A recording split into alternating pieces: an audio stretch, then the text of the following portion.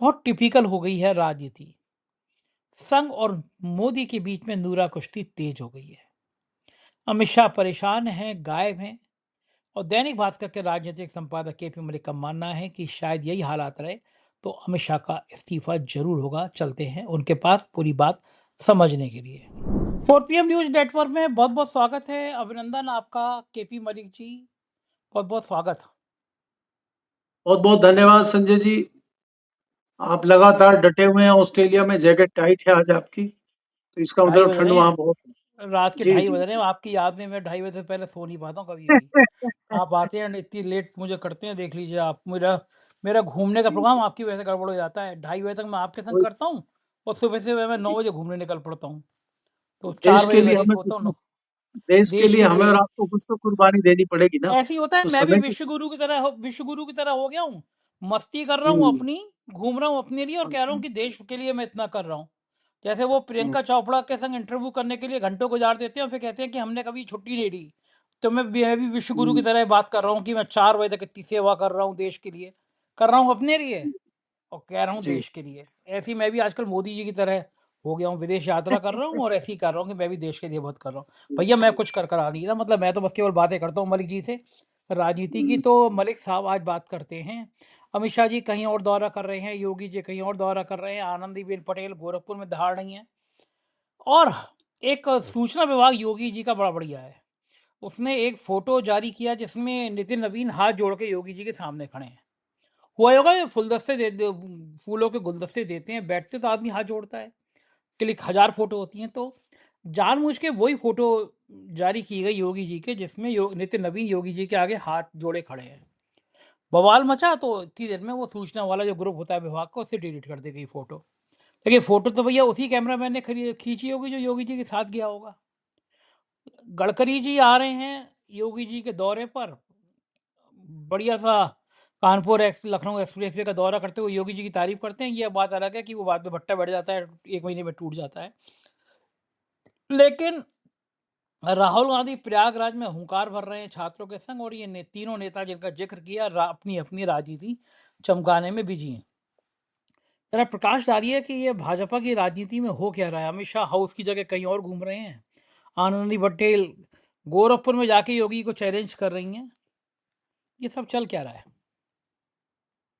संजय जी देखिए, अमित शाह जी का मामला आप देख रहे हैं कि पहली बार वो संसद से बाहर हैं इतने लंबे समय तक, और ये धीरे धीरे लोगों में कौतूहल का विषय बन रहा है कि महामानव को तो कई बार पार्लियामेंट से डरते दूर रहते देखा था, लेकिन जो चाणक्य थे, गृह मंत्री थे, जिनको शेर की उपाधि दी गई थी, वो भी डर के घूम रहे हैं। और अभी ये लग रहा है कि किरण रिजिजू की बताते हैं कि लगभग 2 बार मीटिंग हुई है राहुल गांधी के साथ, और उन्होंने रिक्वेस्ट किया है कि भाई संसद को चलने दिया जाए।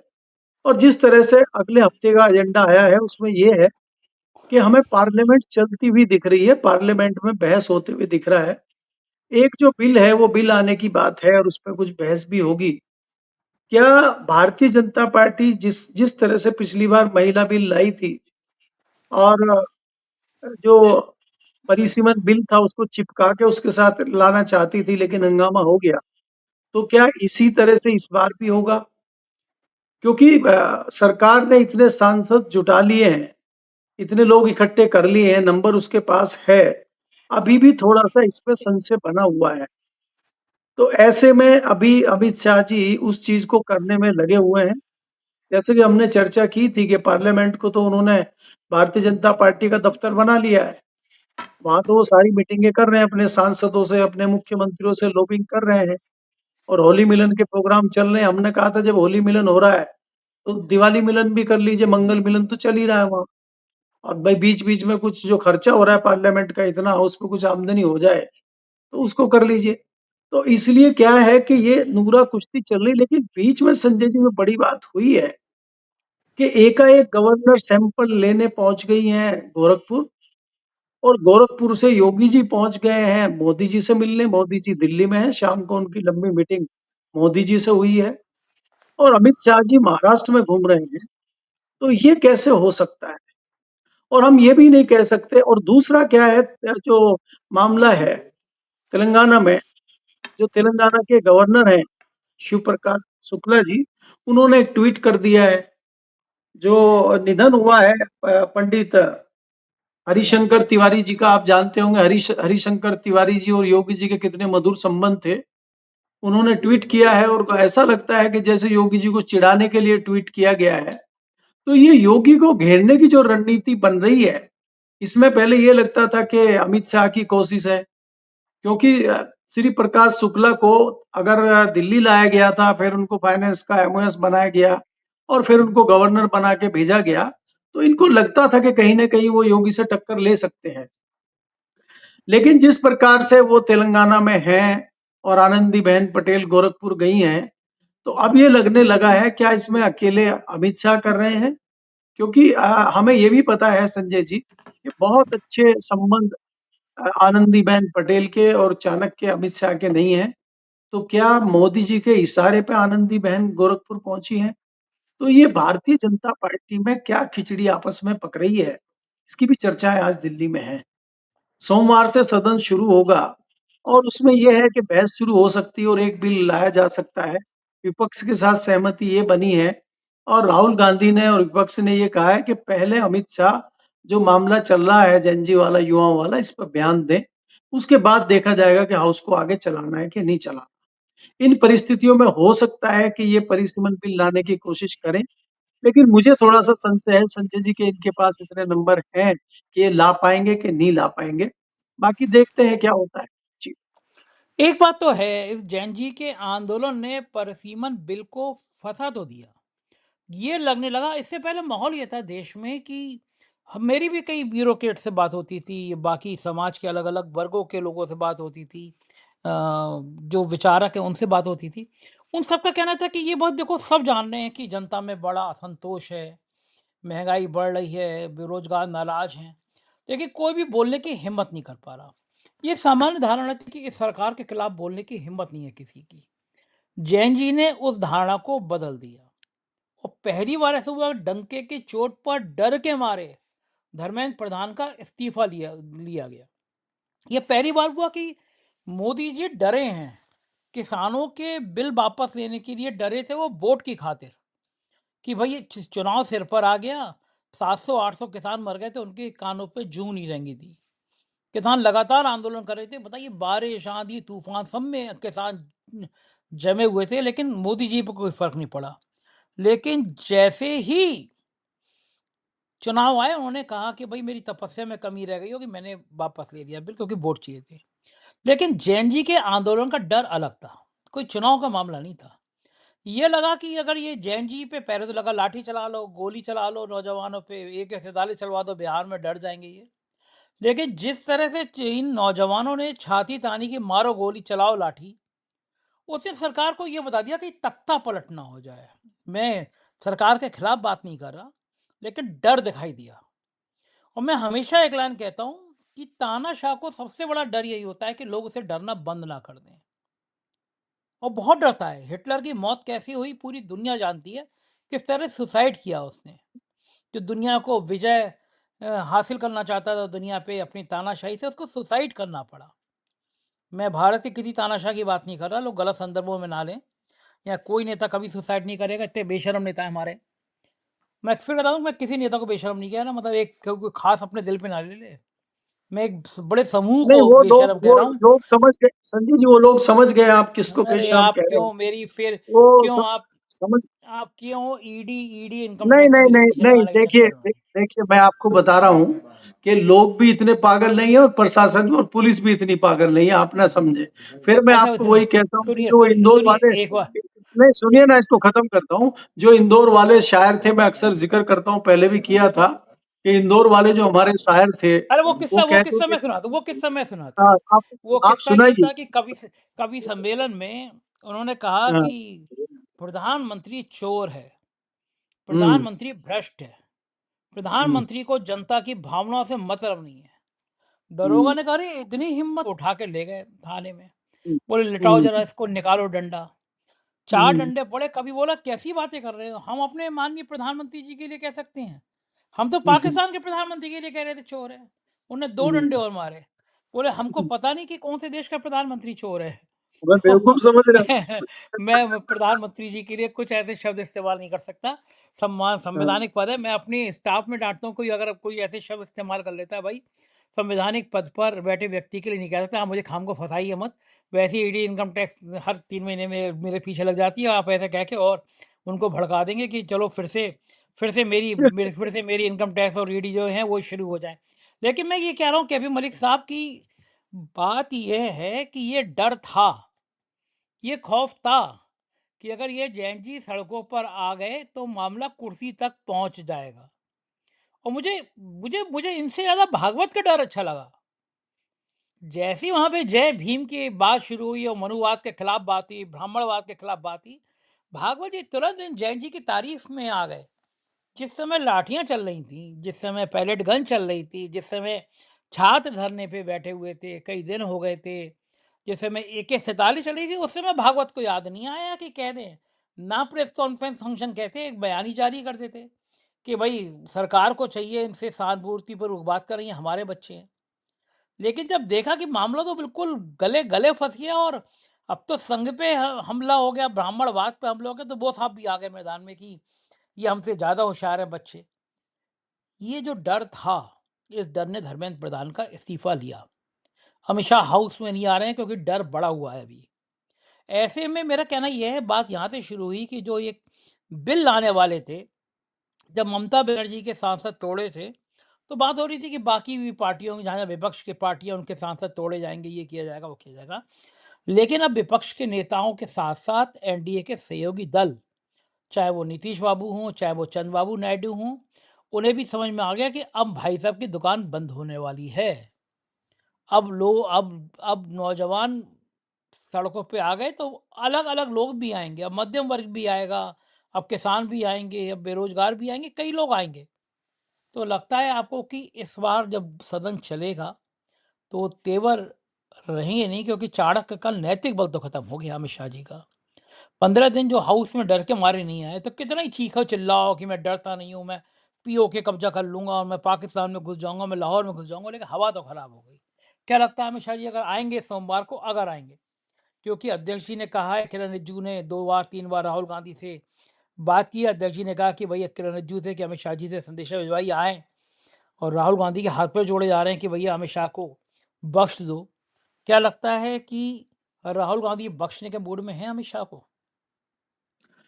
संजय जी देखिए ये जो पीछे आंदोलन हुआ है जैन जी का, इसने देश की राजनीति को एक नया मोड़ दिया है और इसमें हम बड़ी साफ़-गोई से इस बात को हमें मानने में और समझने में मुझे कोई गुरेज नहीं है ये बात कहने में कि मोदी जी हों, अमित शाह जी हों, मोहन भागवत जी हों या पक्ष-विपक्ष हो या नेता हो, सरकार हो, वो जैन जी को समझने में चूक उन्होंने की है, चूक हमने भी की है।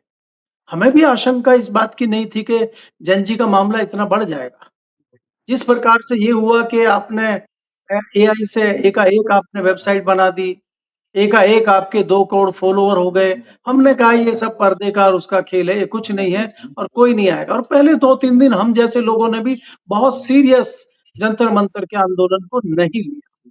लेकिन मैं आपको ये कहना चाह रहा हूँ कि ये एक नई सीख, एक नई राह इस जन जी ने दिखाई है और उसमें चाहे प्रधानमंत्री मोदी हों, चाहे अमित शाह हों, चाहे दूसरे लोग हों।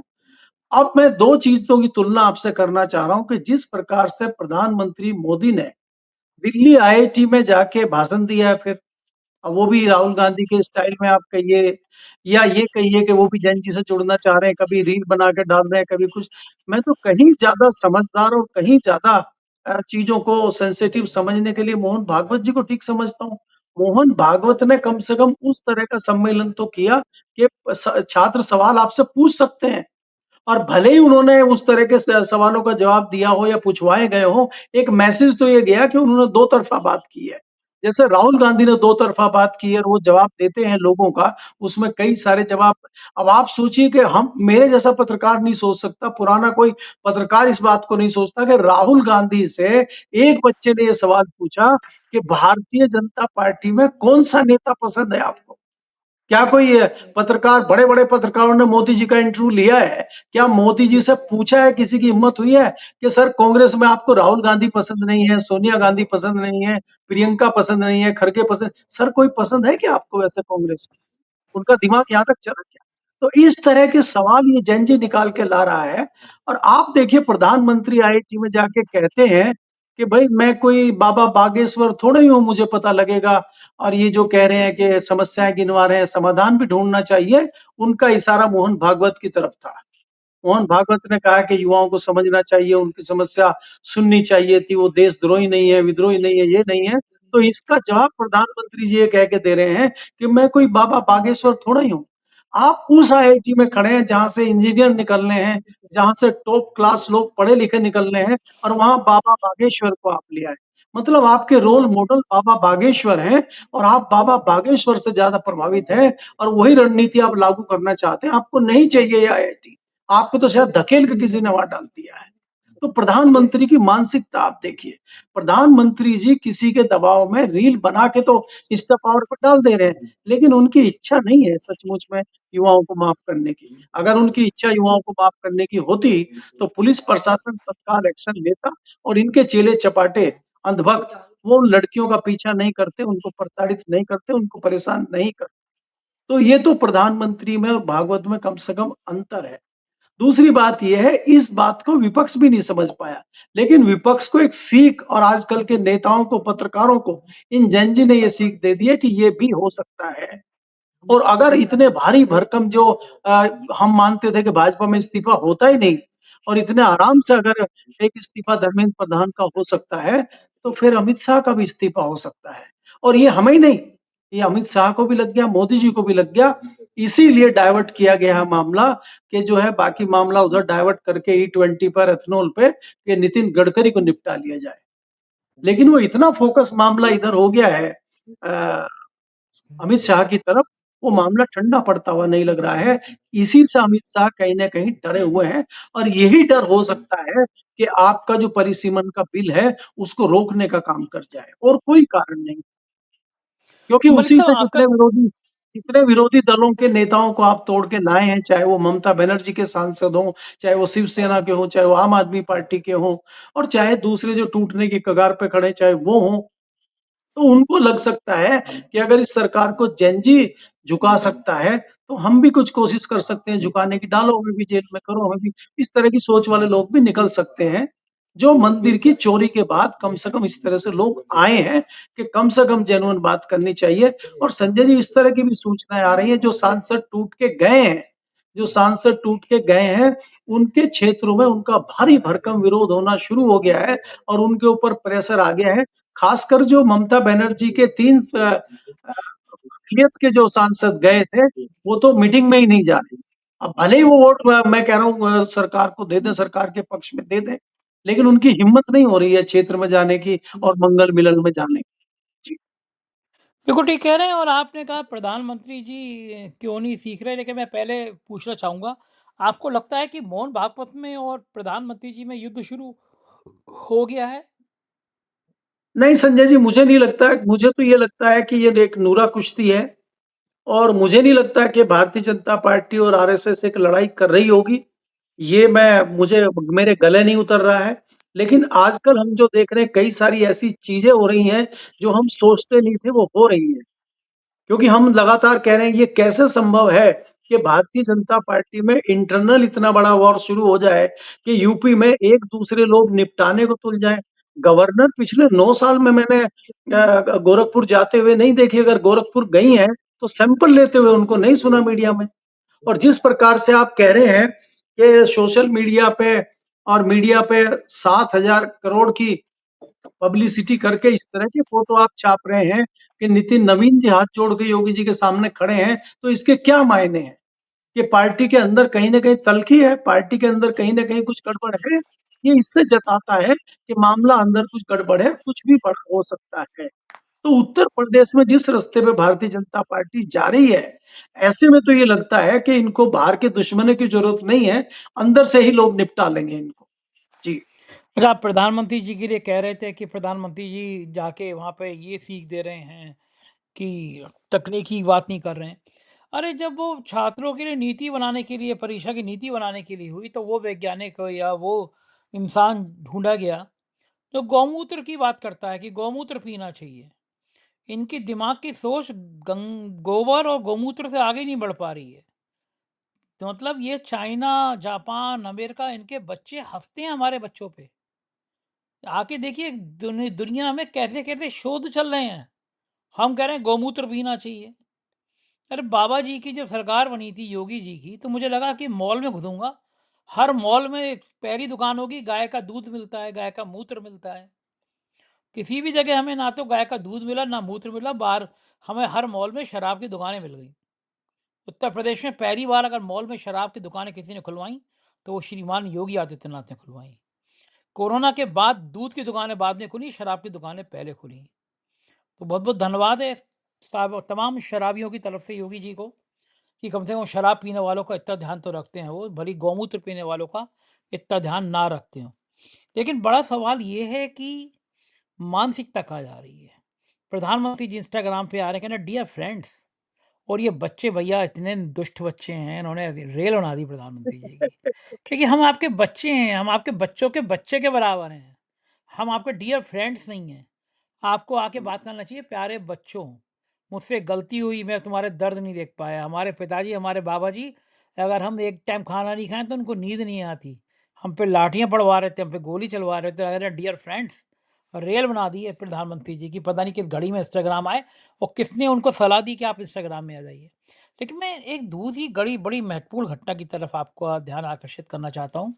बुलंदशहर में पप्पू यादव पर जूता फेंकने वाला भाजपा का नेता आया, बिल्कुल गाड़ियों के काफिले के साथ उसका स्वागत किया, जैसे वो चाइना में घुस के गलवान घाटी का बदला लेकर आ रहा हो अभी, या पाकिस्तान में शहीद हेमराज का सिर लेकर आ रहा हो, जिस शहीद हेमराज के सिर को ले लेके प्रधानमंत्री जी ने वोट मांगे थे और शपथ ग्रहण में सिर काटने वाले नवाज शरीफ को बुला लिया था। ऐसा स्वागत हुआ। आपको याद होगा बुलंदशहर में एक इंस्पेक्टर सुबोध की कार सेवकों ने पीट पीट के हत्या कर दी थी, और जब वो हत्या की गई तो अभियुक्तों को गिरफ्तारी नहीं हो रही थी। एक चैनल पे डिबेट थी, और तब डीजी थे सूर्य प्रकाश शुक्ला। डीजी थे, वो रिटायर हो गए थे, होने वाले थे, मुझे इतना तो याद नहीं, लेकिन डीजी थे। वो आए डिबेट में, बुलाए गए वो भी, और मैं बहुत गुस्से में था कि भैया वो जो इंस्पेक्टर को मार दिया गया वो फ़ोन कर रहा है। अब वो मैं इतने रैश में आ गया और डीजी साहब की मेरी लाइव बड़ी बहस हो गई। डीजी साहब कह रहे आप चिल्ला रहे हैं, मैं कहा चिल्ला रहा हूँ और चिल्लाऊंगा मैं तो, अगर आपको शर्म नहीं आ रही, आप डीजी हो, आपका इंस्पेक्टर मारा गया और आप हत्यारों की बात कर रहे हो।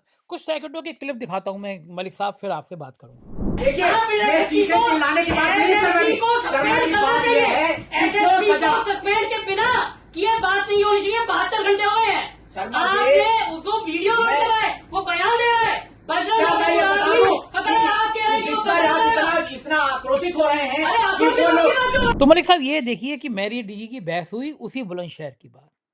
उसी बुलंदशहर में अब जूता फेंकने वाले का स्वागत हो रहा है। अखिलेश यादव कह रहे हैं कि ये तो बलिहार ही है, भाजपा में अपराधियों की यारी, इस तरह का उन्होंने अखिलेश यादव ने ट्वीट किया है कि कितना लज्जाजनक है।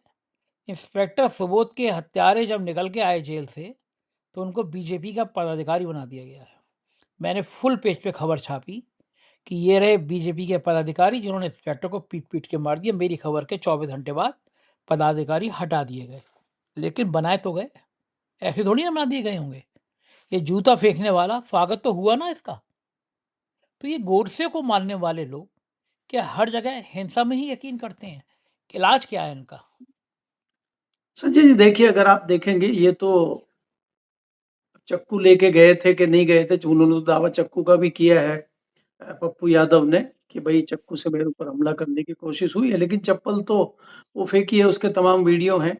इस तरह से स्वागत करना जताता है कि ये बहुत बड़ा काम करके गए हैं और ये हमला सुनियोजित था, इससे ये जानकारी हमें मिलती है। दूसरी बात ये है कि मैं तो इसको कमतर समझता हूँ। ये तो बलात्कारियों का स्वागत करते हैं कि बलात्कार के केस में जो जेल में गया है और वो जेल से बाहर आ रहा है, ये तो उसका स्वागत भी उसी तरह करते हैं। और ये तो आप खुद ही कह रहे हैं कि जिस प्रकार से गोडसे का स्वागत आज तक ये कर रहे हैं, तो इससे बड़ा क्या हो सकता है कि हत्यारों का भी ये स्वागत करेंगे। तो ये कोई नई परंपरा भारतीय जनता पार्टी में या इनके जो सहयोगी संगठन है उनमें कोई नई परंपरा है, मुझे नहीं लगता। आज तक भी वो बुलंदशहर का जो दर्दनाक घटना हुई थी, वो पुलिस वाले को शहीद का दर्जा देना चाहिए था, उसके परिवार का स्वागत करना चाहिए था, उसके परिवार को ये चीज़ें करनी चाहिए थी और स्वागत अपराधियों का हो रहा है, तो यही तो दुर्भाग्य है। यूपी में कानून व्यवस्था यही तो बताई गई है कानून व्यवस्था के बुलडोज़र चलता है। आज बुलडोज़र नहीं चल रहा है, पहले खूब बुलडोज़र चल रहा था। तो ये एक तरफ़ा ही चीज़ें करना, एक तरफ़ा ही तथ्यों को उठाना, एक तरफ़ा ही एक्शन लेना तो भारतीय जनता पार्टी के काल का कारण बन रहा है। आप ये देखिए कि आज भारतीय जनता पार्टी की ये स्थिति हो गई है, कोई भी वर्ग, कोई भी जाति खुल के भारतीय जनता पार्टी के साथ नहीं है। जिनको हम मानते हैं, चाहे वो व्यापारी वर्ग हो, चाहे वो ब्राह्मण वर्ग हो, क्या आप क्या ईमानदारी से कह सकते हैं कि तमाम ब्राह्मण वर्ग खुश हैं भारतीय जनता पार्टी से, उत्तर प्रदेश में प्रशासन से, योगी जी से और वो 100% भाजपा को वोट करेंगे? क्या आप ईमानदारी से कह सकते हैं? या किसी दूसरी जाति को या किसी दूसरे वर्ग को आप कह सकते हैं कि भारतीय जनता पार्टी के सपोर्ट में खुल के खड़ा हुआ है? जैसा आप मायावती के साथ कह सकते हैं, जैसा आप अखिलेश के साथ कह सकते हैं कि उनके साथ कोई खड़ा हुआ है। कम से कम ये तो कह सकते हैं समाजवादी पार्टी के साथ 99% यादव तो खड़ा है। मायावती के साथ 10% वोट उसका तो फिक्स खड़ा हुआ है। क्या भाजपा के पास कोई ऐसा फिक्स वोट आज भी है, जिसको आप कह सकें गारंटी से कि ये जाति का है या इस वर्ग का है, व्यापारी वर्ग का है? क्या व्यापारी खुश है क्या आज? आज अगर ये आज भी संजय जी कहीं आवाज़ नहीं आ रही, ये यही इनकी जो है कारस्तानी है कि आज आपको पता है पेट्रोल ₹165 लीटर बिक रहा है और लोगों को उलझाया हुआ है एथेनॉल में कि ₹100 हो गया, ₹102 हो गया।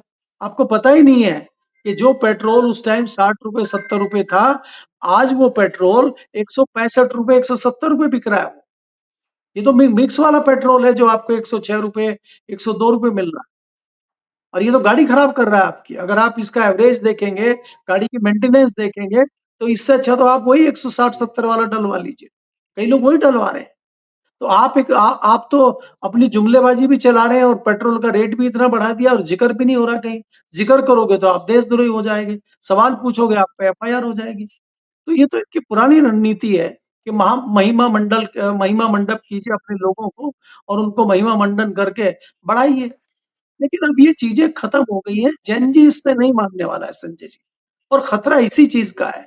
और मैं आपको एक दावे के साथ कह सकता हूँ कि जो परिस्थितियाँ चल रही हैं, अगर हाउस में अगले दिन पता लग जाएगा आपको अभी 5 दिन बचे हैं, 5 दिन का हाउस है, अगर इस हाउस में अमित शाह बैलेंस नहीं बना पाए, तो उनके इस्तीफे को दुनिया की कोई ताकत नहीं रोक पाएगी।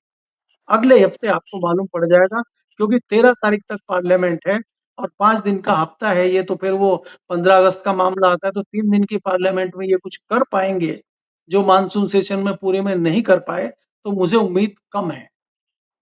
जी। बिल्कुल ठीक कह रहे हैं मलिक साहब, हालात यही हैं। बहुत-बहुत शुक्रिया आपने समय दिया, बातचीत की। ये देखिए अभी मलिक जी, ये पूरी बातचीत आपने सुनी, कैसी लगी बातचीत? मैं जानना इसलिए भी चाहता हूँ, क्योंकि मैं देश की नब्ज़ जानना चाहता हूँ। आप लोगों में से बहुत सारे लोग जैन जी के पिता होंगे। अपने बच्चे का गुस्से के दर्द को महसूस कीजिए। उसके दर्द को ये सोच के देखिए कितना परेशान है वो, उसकी पढ़ाई, उसके पेपर लीक, उसकी नौकरी, सब कुछ तबाह कर दिया सरकार ने। आप केवल मौन होकर विश्व गुरु की परिक्रमा में बैठ नहीं सकते। देश तबाही की तरफ जा रहा है। कुछ सोचिए, कुछ करिए, क्योंकि आपकी सोच जिस तरह से हिंदू मुसलमान के बंटवारे में अब्दुल की चूड़ी टाइट करने में लगा दी गई है, उससे कुछ हल नहीं होगा। नौजवानों को गोमूत्र पिलाने की बात करना कोई हल नहीं है। दुनिया के बच्चे तरक्की कर रहे हैं, शोध कर रहे हैं और हमारे यहाँ के लोग गोमूत्र कैसे पिएं, गोबर कैसे लेपें, इसी पर बातचीत कर रहे हैं। ये मुल्क को पीछे ले जाएगा, कोई तरक्की नहीं करेगा। जिसको बुरा लगना हो मेरी बात, वो बुरा लगाए और 2 रोटी खाए, मुझ पे कोई फ़र्क नहीं पड़ता। बस आप अपने आप को सँभालिए, नफ़रत की नहीं, विकास की बातें करिए और कमेंट करके बताइए मैं सही कह रहा हूँ या गलत।